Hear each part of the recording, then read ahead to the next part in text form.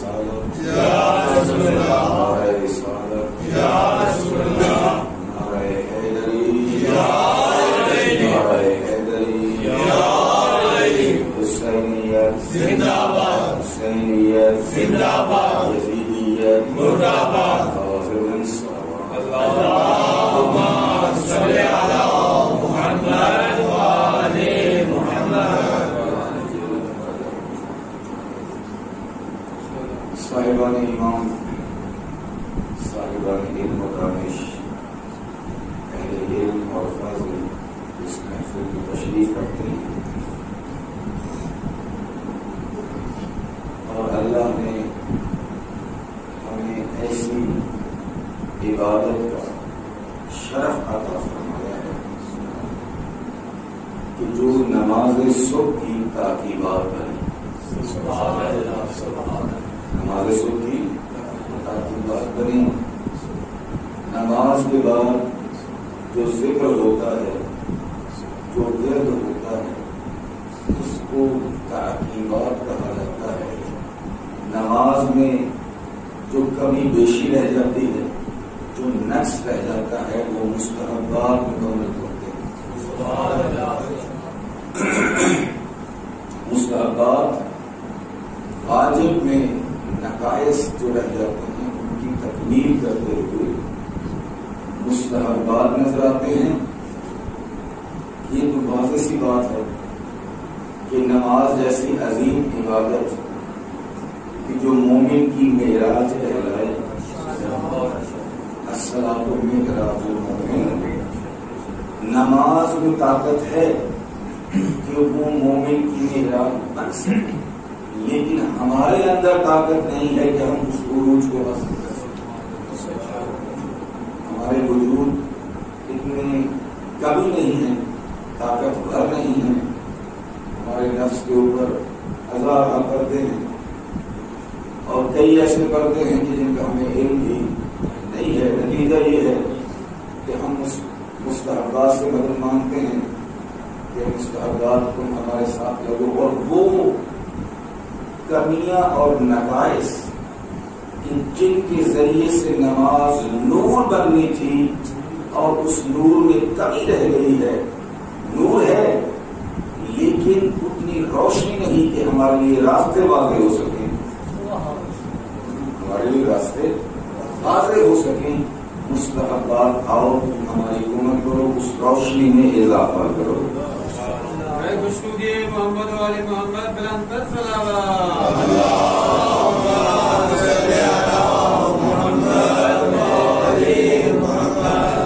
حدیث قدسی ہے، لا تقرب عبدی الا بالنوافل، میرا بندہ میرے قریب ہو ہی نہیں سکتا اگر نوافل کے ذریعے سے، مستحبات کے ذریعے سے انسان اللہ کے نزدیک ہوتا ہے۔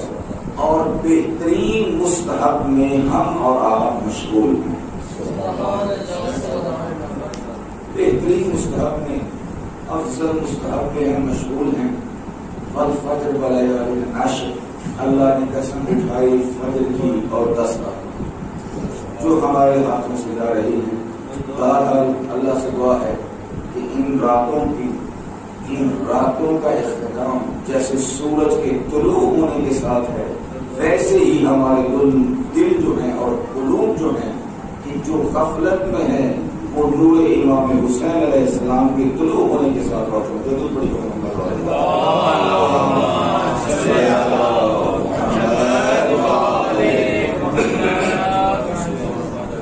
کل امام صادق علیہ السلام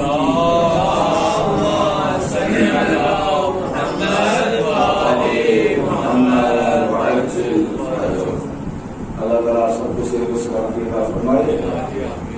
مولا امام صادق علیہ السلام کی حدیث، اب تک ایک اور علمی بات آپ کے سامنے عرض کرتا جاؤں، اور شاید پہلے بھی عرض کی ہے کہ 10 رات میں بیٹھے انہیں تصویر کریں گے۔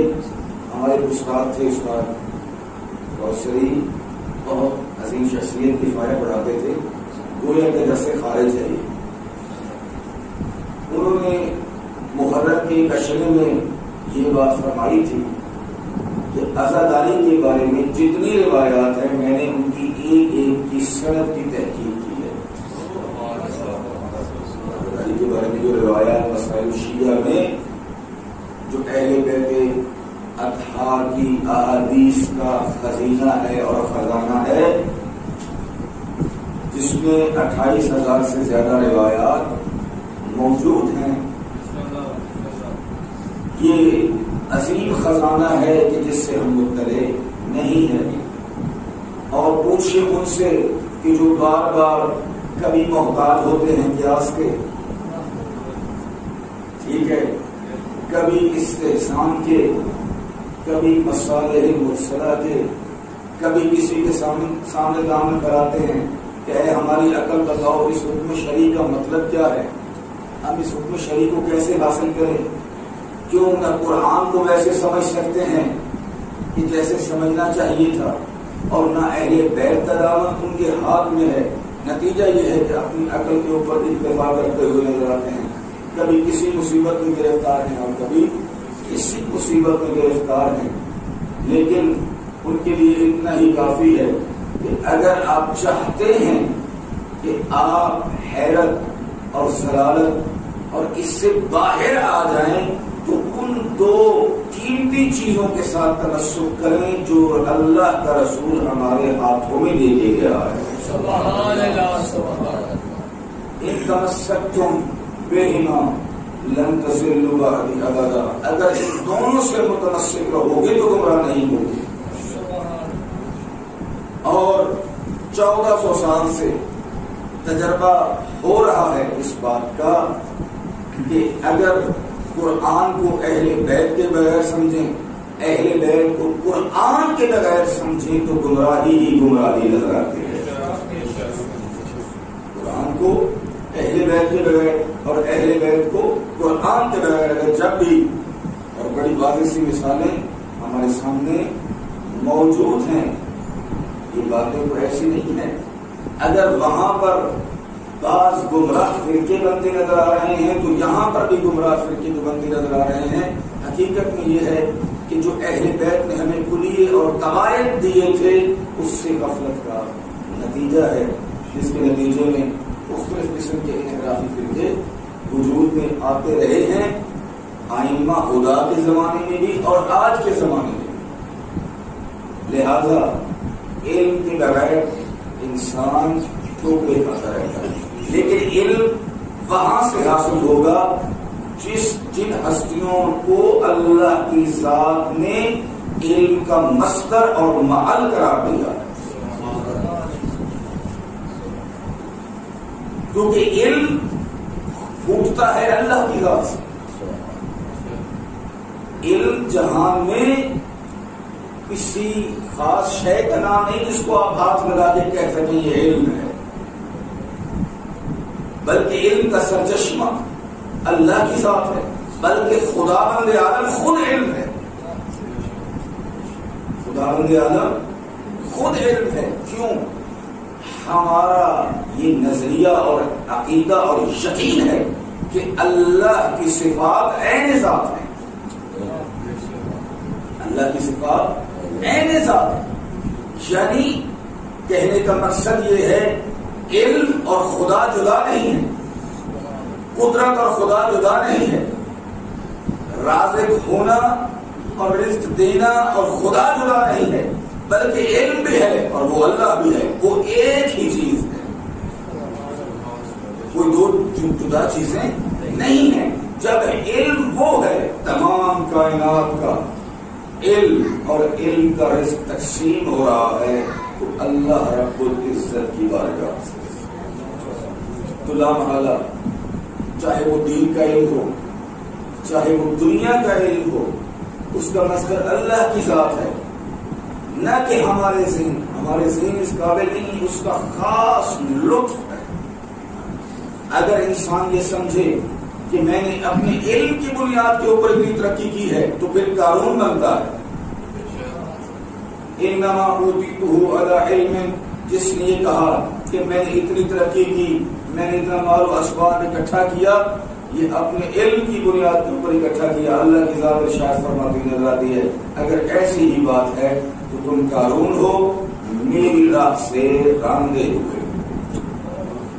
اگر علم کو تلاش کرنا ہے تو محمد مصطفیٰ کی بارگاہ سے تلاش کر. تمام نبیوں کی دعائیں ایک طرف، لیکن محمد مصطفیٰ دعا کرتے ہیں قل رب زدنی علما. اللہ نے حکم دیا میرا حبیب دعا مانگنی ہے تو علم کے اضافے کی مانگ. محمد علی محمد بلند صلوات.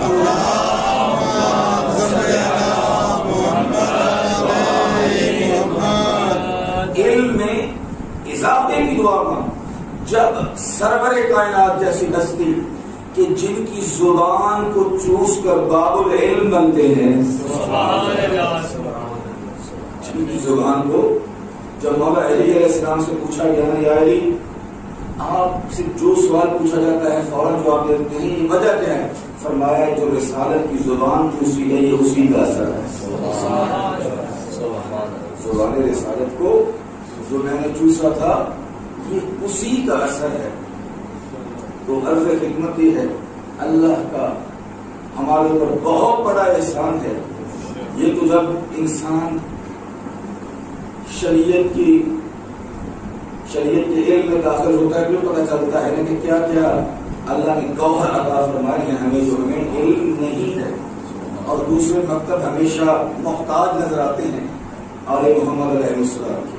28,000 سے زیادہ روایات وسائل شیعہ میں موجود ہیں کہ جو ہمارے سامنے موجود ہے. اس میں ایک باب جو ہے وہ مولا مظلوم کربلا سید الشہداء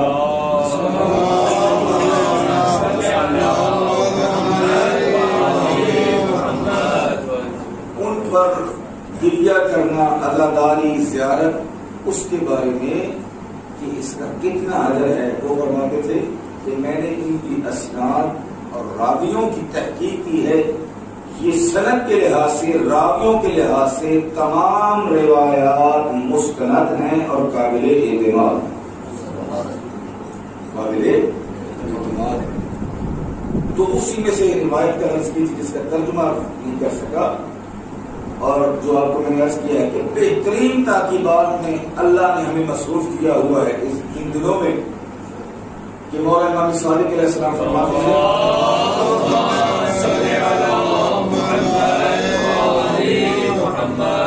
نفس المحموم للظلم تسبیح.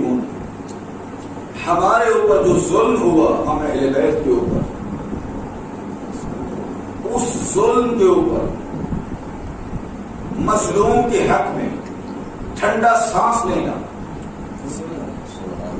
نفس المحموم، ہم و غم اور جو ہمارے اوپر ظلم ہوا اس کے اوپر ٹھنڈا سانس لینا. روئے نہیں ابھی، فقط ٹھنڈا سانس لیا. فرمایا تسبیح، اللہ کے ہاں اس کا درجہ تسبیح کا ہے. تسبیح کا درجہ یعنی کیا؟ واضح سی بات ہے. اللہ اکبر کہہ رہے ہیں، نام اعمال میں ثواب لکھا جا رہا ہے. الحمدللہ کہہ رہے ہیں، نام اعمال میں ثواب لکھا جا رہا ہے. الحمدللہ کہہ رہے ہیں، نام اعمال میں ثواب لکھا جا رہا ہے. ادھر سے تسبیح کا ثواب اور ادھر سے مولا مظلوم کربلا کے غم میں صرف ٹھنڈا سانس لیا تو اللہ تعالیٰ فرشتوں کو کہتا ہے کہ تسبیح کی عبادت اس کے لیے لکھ دی جائے. امام مظلوم امام حسین علیہ السلام بلندر صلوات.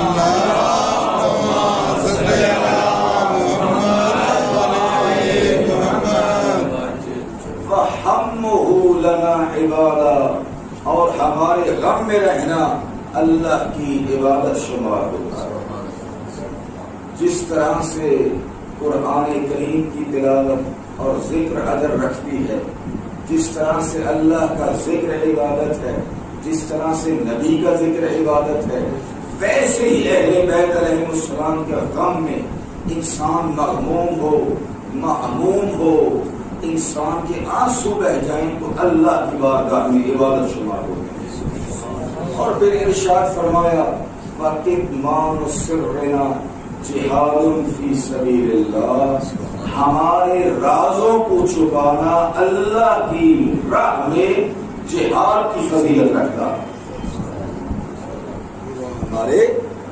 ہم اہل بیت کے رازوں کو توجہ تو ہے ہمارے رازوں کو ہم اہل بیت کے رازوں کو چھپانا اللہ کی راہ میں جہاد کی فضیلت رکھتا ہے. یہی میسج اور پیغام پہنچنا چاہیے ہمارے مومنین کے پاس کہ اہل بیت کے پیغمبر کے اوپر جو ظلم ہوئے ہیں تاریخ میں اس کی مثال نہیں ملتی. حتیٰ کہ 10 مرتبہ مولانا مظلوم کربلا کی قبر مبارک کو گرانے کی کوشش کی گئی ہے تاریخ میں مختلف ادوار میں. لیکن یہ اللہ کا وعدہ ہے اس بات کے اوپر جو عرض کی تھی آیت یریدون لیطفئوا نور اللہ بافواہہم. وہ چاہتے ہیں کہ اپنے منہ کے ساتھ اللہ کے نور کو بجھا دیں لیکن نور خدا ہے. کفر کی حرکت کے خندزن کو سے چراغ بجھایا نہ جائے گا.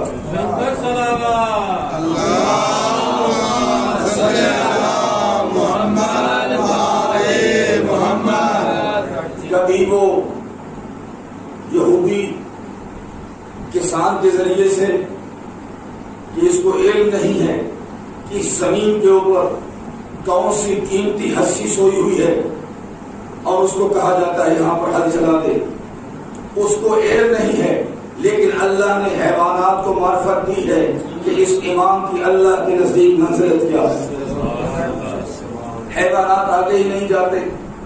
بہرحال یہ حیران ہو جاتا ہے اور اپنے اس نیت اور سوئے نیت سے پیچھے ہٹ جاتا ہے.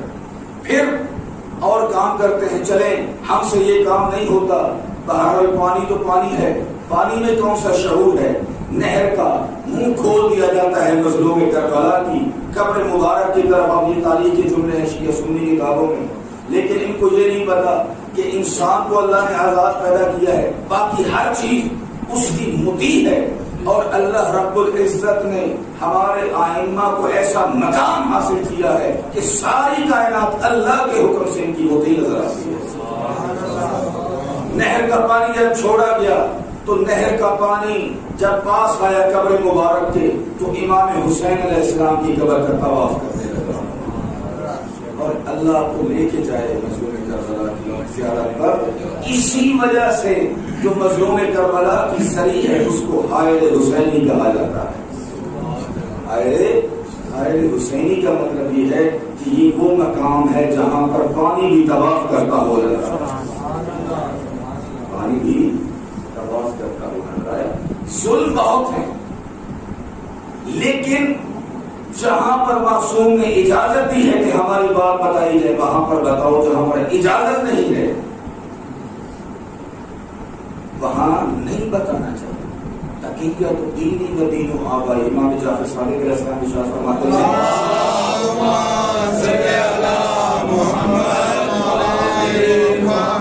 تقیت میرا بھی دین ہے اور میرے آبا و اجداد کا بھی دین ہے. حتیٰ کہ بہت ساری روایات ہیں جب معصوم سے پوچھا جاتا مجھے اب روایت یاد نہیں جس میں یاد ہے کہ امام نے ایک مرتبہ دائیں بھی دیکھا بائیں بھی دیکھا پھر اس کے بعد آپ نے حدیث ارشاد فرمایا. کیونکہ ہر کوئی اس اہل نہیں ہے کہ زیارت عاشورہ جیسا نور اس کے دل میں آئے. بعض روایات کے مطابق زیارت عاشورہ حدیث قدسی ہے. یہ اللہ کا کلام ہے. وہ اس اہل ہی نہیں ہے. دعائے سنوی قریش موجود ہے لیکن امام علی علیہ السلام نے ابو ذر کو اس وقت یہ دعا بتائی کہ جب مسجد میں کوئی موجود نہیں تھا. جب مسجد میں کوئی موجود نہیں تھا. ہمارا مطلب لوگوں کے دلوں کو قریب کرنے والا ہے دور کرنے والا. اسی وجہ سے کتمان سرنا جہاد فی سبیل اللہ. ہم اہل بیت کے رازوں کی حفاظت کرنا اللہ کے نزدیک راہ خدا میں جہاد کے برابر ہے. اور اس کے بعد امام جعفر صادق علیہ السلام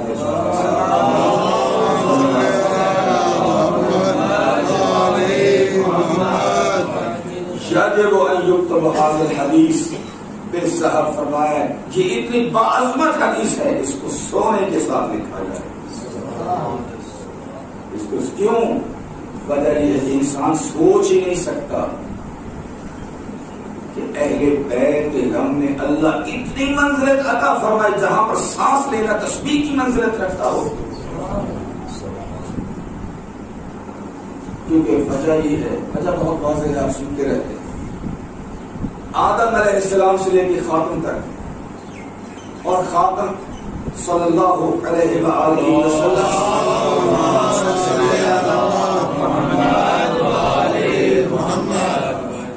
رسالت ماں صلی اللہ علیہ وآلہ وسلم سے لے کے قیامت تک شیطان کبھی نہیں چاہتا کہ لوگ، انسان، بشریت خدا کے نزدیک ہو یا آل محمد کے نزدیک ہو۔ کوئی آپ زمانہ پیش کریں کہ شیطان کو کبھی نیند آئی ہو، شیطان کبھی تھکا ہو، تو ایسا زمانہ ہے؟ تو اس کا مطلب یہ ہے کہ ہماتن وقت وہ اپنے مشن میں مصروف عمل ہے۔ ایک لمحہ انسان کے لیے نہیں چاہتا کہ وہ خدا کے قریب ہو جائے یا اس کے دین کے قریب ہو جائے یا اس کے بندوں کے قریب ہو جائے، اور طرح طرح کی سازشیں کرتا ہے، طرح طرح کی باتیں لے کے آتا ہے۔ کل بھی عرض کیا تھا آپ کے سامنے کہ قرآن کریم کی آیت آپ کے سامنے عرض کی تھی، لا تسمعوا لهذا القرآن والغوا فیہ لعلکم تغلبون، کہ اس قرآن کو نہ سنو، اور اگر قرآن کی آواز کسی کے کانوں میں پڑتی بھی ہے فالغوا فیہ، اس میں شور اتنا کر دو کہ قرآن کانوں تک نہ پہنچے، قرآن کانوں تک نہ پہنچے۔ تربیت کا مرحلہ ہے، تو تربیت سب سے بہترین تربیت وہ تربیت ہے جو قرآنی لوریوں کے ساتھ ہو اور محمد و آل محمد کے فرامین کے ساتھ۔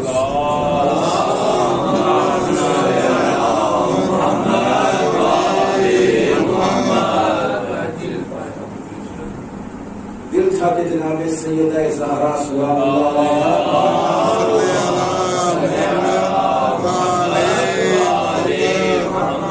ان کی ایک لوری ہے جو آپ نے امام حسن علیہ السلام لوری ہے۔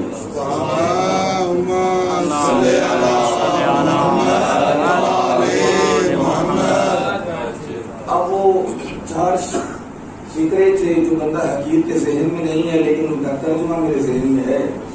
انشاءاللہ کچھ چاہتا ہو تو میں اس کی عربی عبارت بھی آپ کے سامنے پیش کروں گا کہ جب سیدہ اپنے اس پاکیزہ بیٹے کے جھولے کو جھلاتی تو یہ کہتی ہوئی نظر آتی، فشبہ بے ابل حسن یا حسن، اے حسن بیٹا اپنے بابا علی کے مشابہ بننا۔ اے حسن بیٹا،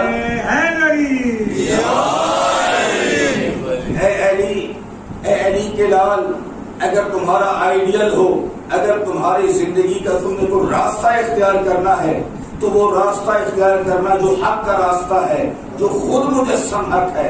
اے حسن بیٹا خود حیدر کرار بننا۔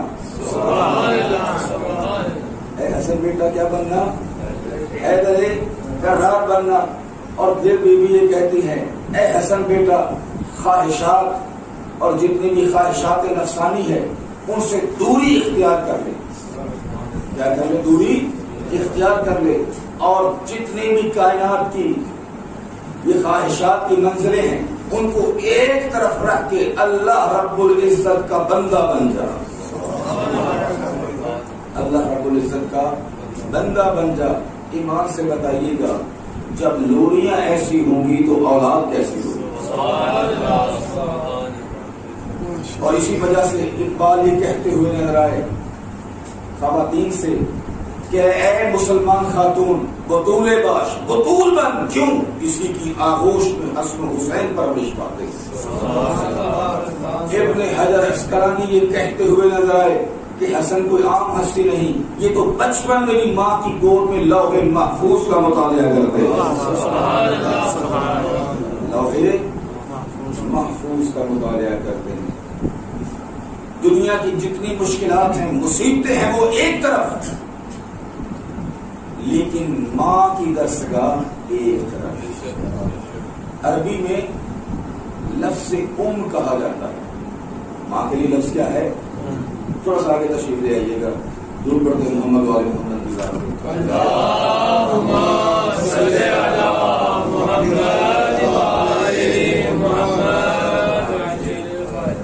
کا ماں جہاں پر مادر ہے، ماں ہے، وہاں پر اس کا ایک معنی مرکز ہے. اس کا ایک معنی کیا ہے؟ مرکز ہے.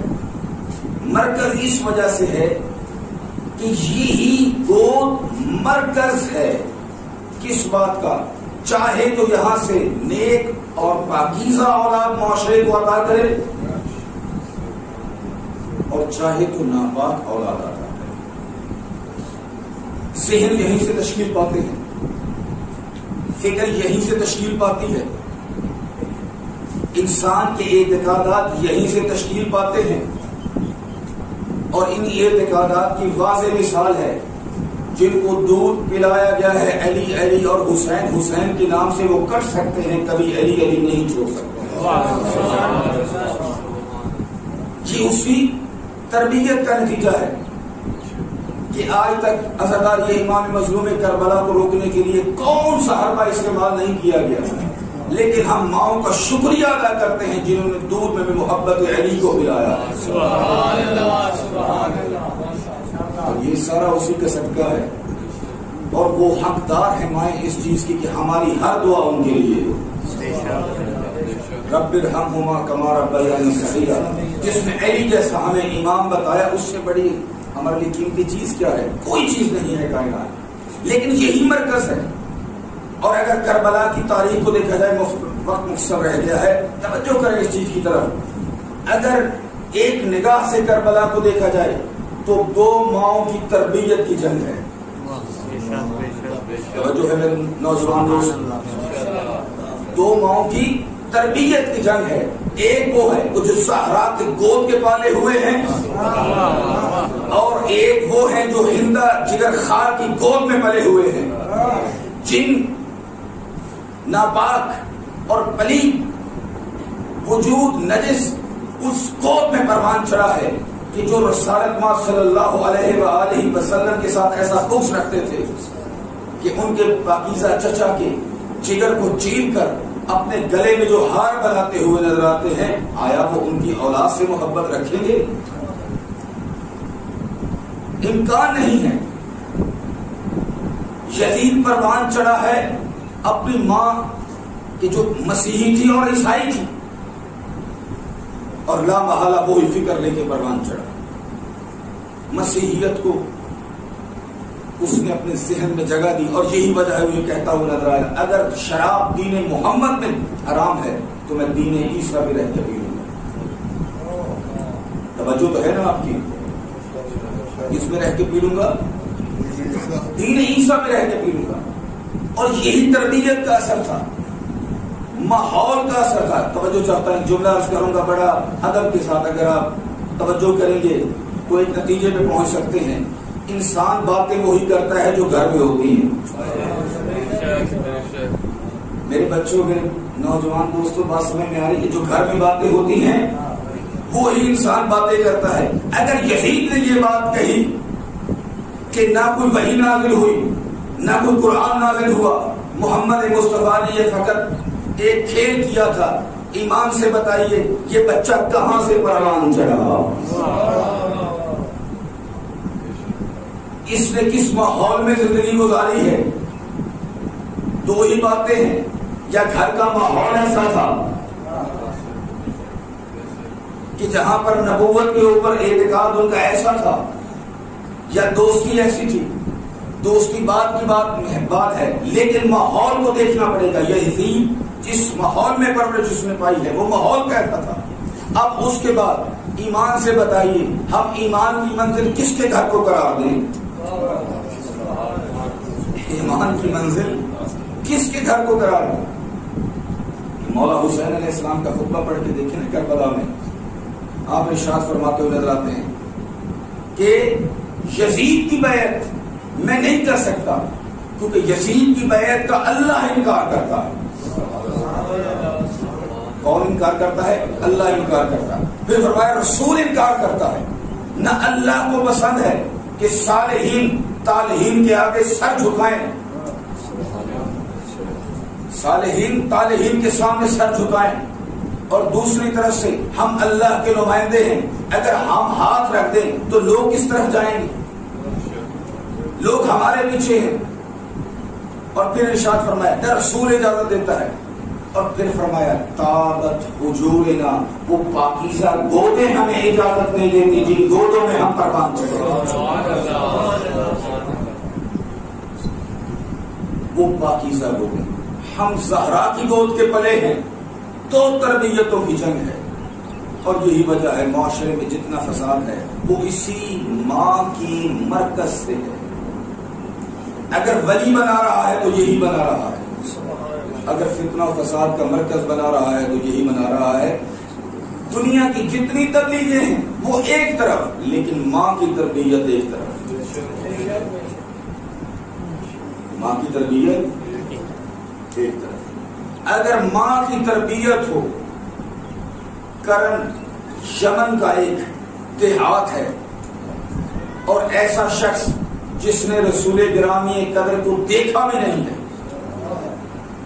دیکھا بھی توجہ تو ہے نا میری طرف، دیکھا نہیں ہے رسالت ماں کو، آ کے تعلیمات نہیں لی، لیکن ماں کی تربیت کا خاص اثر ہے. وہیں سے بیٹھ کر پیغمبر کی وہ محبت دل میں پیدا ہوئی، وہ نور پیدا ہوا کہ دل میں اشتیاق پیدا ہوا کہ اللہ کے نور کے مظہر کی جا کے زیارت کرو. ٹھیک ہے، رحمت للعالمین کی جا کے زیارت کروں. لیکن اتنی معرفت ہے اس کی کہ میرا پیغمبر اپنی والدہ کی اجازت کے بغیر راضی نہیں ہوگا، راضی نہیں ہوگا. ایسی والدہ تو بغیر ہی ہر شہر راضی ہیں. گھبرائے کہ نہیں بیٹھے؟ رضا الوالدین رضا اللہ، اللہ کی رضا والدین کی رضا کے ساتھ، اللہ کی خوشنودی والدین کی خوشی کے ساتھ، اور اللہ کی ناراضگی والدین کی ناراضگی کے ساتھ. یہ بات ذہن میں رہے. رسالت ماں کا فرمان ہے اور بندہ یہ عرض کیا کرتا ہے کہ زمین و آسمان تبدیل ہو سکتے ہیں، معصوم کا فرمان تبدیل نہیں ہو سکتا. سمجھ میں بات آ گئی؟ اتنی معرفت رکھتا تھا کہ ماں کی اجازت کے بغیر جاؤں گا تو رسالت ماں کبھی راضی نہیں ہوں گی. رہتا کہ ملا بھی نہیں. ایک لوتا بیٹا تھا، ماں نے کہا جا سکتا ہے لیکن آدھے دن کے لیے، آدھے دن کی اجازت ہے، جا مل کے واپس آ جا. یہ آیا مدینہ میں، لیکن رسالت ماں صلی اللہ علیہ وآلہ وسلم کسی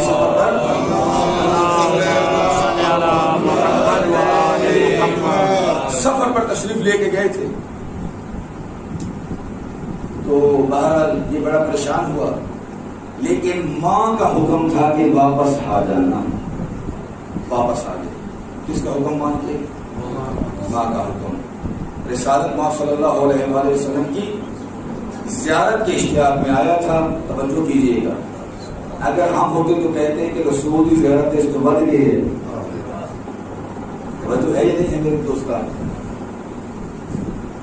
رسول پاک کی زیارت کوئی کم ثواب رکھتی ہے، کوئی کم اجر رکھتی ہے، لیکن میرا بھائی جو حقیقت میں حکم شریعت کو سمجھتا وہ اس بات کو جانتا ہے کہ زیارت اتنی اہم نہیں جتنا اللہ کا حکم اہم ہے.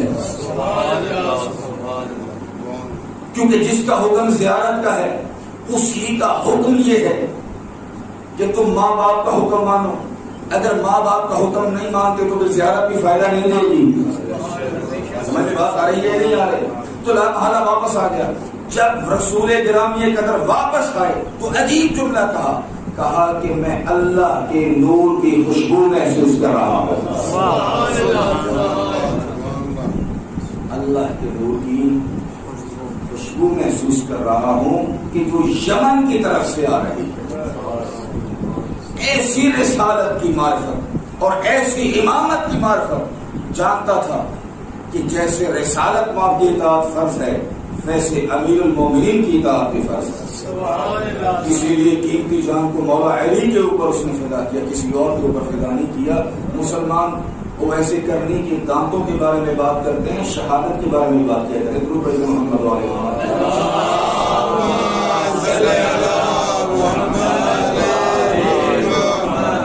مزرائے تسلیم را حاصل بدو، مادرا را اسوائے کامل بدو. فرمایا اگر تسلیم و رضا کی منزل دیکھنی ہے تو سیدہ کو دیکھو، اور اگر ماؤں کے لیے کامل اور اکمل اور آئیڈیل ہے تو فقط جناب سیدہ کی ذات، جناب سیدہ کی ذات. جب رسالت ماں صلی اللہ علیہ وآلہ وسلم اپنے اصحاب میں بیٹھے تھے، گواہ دن بیٹھے، تو پوچھا ہے میرے اصحاب بتاؤ خاتون کے لیے سب سے بہترین چیز کون سی ہے؟ خاتون کے لیے سب سے بہترین چیز کون سی ہے؟ تو جو کل فرمان میں نے عرض کیا تھا وہ ذہن میں رہے، جو امام باقر علیہ السلام کا فرمان، ما عبد اللہ بشیء افضل من عفت بطن وعفت فرج.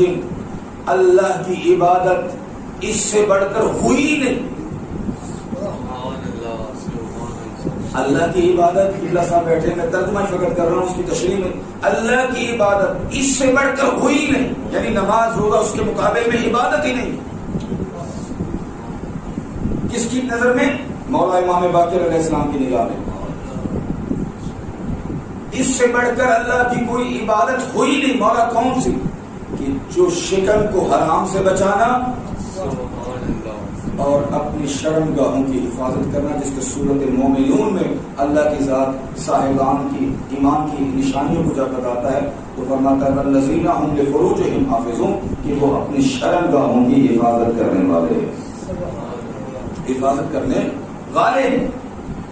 جب پوچھا یہ سوال تو اصحاب نے کسی نے کچھ کہا کہ خاتون کے لیے سب سے قیمتی چیز کون سی ہے؟ تو بہرحال جو ان کے ہاں قیمتی ہے لامحالہ ظاہراً وہی بتایا گیا ہوگا. قبلہ صاحب ایسے ہی ہے نا، سادات غیر سادات. خاتون کے نزدیک قیمتی کیا ہے؟ بہرحال ہم گیس لگاتے ہیں، زیور کہا گیا ہوگا، بہترین لباس کہا گیا ہوگا، حیا کہا گیا ہوگا. جناب سلیمان چپکے سے اٹھے آئے در بطول پر. دو روایتیں ہیں، ایک میں ہے کہ مولا علی علیہ السلام آئے، ایک میں ہے کہ سلیمان آئے در بطول پر. اے دختر پیغمبر، آپ کے بابا نے یہ سوال کیا ہے، بتائیے اس کا جواب کیا ہے؟ میں عرض کروں گا صحابی وہ ہے جو در زہرا کی عظمت کو جانتا ہو، در زہرا کی عظمت کو جانتا ہو. میں نے ایک سید عالم دین حرم میں پڑھ رہے تھے، اس سے جملہ سنا ہے، خود نہیں پڑھا. فرمایا سلیمان اس وقت بنتا ہے جب در زہرا سے ان برتنوں کی تمنا کرے جس میں حسنین نے کھانا کھایا تھا، جس میں حسنین نے. احمد سلیمان نہیں بنتے. ٹھیک ہے، جب در سیدہ پہ آیا تو جناب سیدہ نے ایک جملہ کہا خاتون کے لیے بہترین چیز. اب جب جناب سیدہ بہترین کہہ رہے ہیں کہ ساڑھے بہترین کے پاس جا رہے ہیں، اس کا مطلب پھر ہمارا بہترین نہیں ہے. جناب سیدہ کے بہترین کو دیکھو کہ سیدہ کے نزدیک بہترین چیز کیا ہے. آپ نے فرمایا بہترین چیز یہ ہے کہ نہ خاتون نامحرم کو دیکھے اور نہ نامحرم خاتون کو دیکھے. اللہ اکبر. یقین کریں کاش وقت ہوتا میں صحیح بخاری کی تمام کتابوں میں ایک روایت موجود ہے، اشارہ کروں گا. جب کاموں کی تقسیم کا وقت آیا کہ گھر کے کام کاج کیسے ہوں، مولا علی اور بی بی سیدہ آئے رسالت مال کے پاس، یا رسول اللہ ہمارے درمیان کام تقسیم کریں. فرمایا علی باہر کے کام تیرے ذمہ. توجہ چاہتا ہوں، یہاں پر میں تشریح نہیں کروں گا، باہر کے کام بیٹھے یہاں پر تیرے ذمہ اور گھر کے کام سیدہ کے ذمہ. بی بی زہرا کہتی ہیں اللہ کی قسم جتنی میں اس تقسیم پہ راضی تھی کسی چیز کے اوپر خوش نہیں ہوئی. میں کبھی اتنا خوش نہیں ہوئی جتنا اس تقسیم کے اوپر خوش تھی. اور واضح سی بات ہے جہاں پر سیدہ سے بڑھ کر پردہ جانتا کون ہے. انہوں نے اس بات کو سمجھا کہ کہ میری پردہ داری اس میں محفوظ ہے. جب سلیمان یہی جواب لے کے آئے رسالت مال کی محفل میں تو کہا یا رسول اللہ عورت کے لیے بہترین چیز یہ ہے نہ محرم اس کو دیکھے نہ وہ نہ محرم کو دیکھے. کہا سلیمان جواب تمہارا نہیں ہے, جواب تمہارا نہیں ہے. عرض کیا مولا یہ آپ کی بیٹی دختر نیک اختر سیدہ زہرا کا جواب ہے.